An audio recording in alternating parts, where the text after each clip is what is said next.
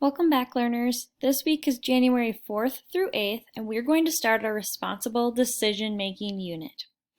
To start off, each day you will do this everyday assignment, which is the winter choice board. So I'm going to open that up and give you a little bit of information. So we've done choice boards before. It kind of looks like a bingo board. And what you do is you have all these options. You guys can't really see it all at once because of this small recording, but you get to choose one thing each day. Some of them are articles to read, some of them are things to listen to or watch, and these are all ones that you can watch as well.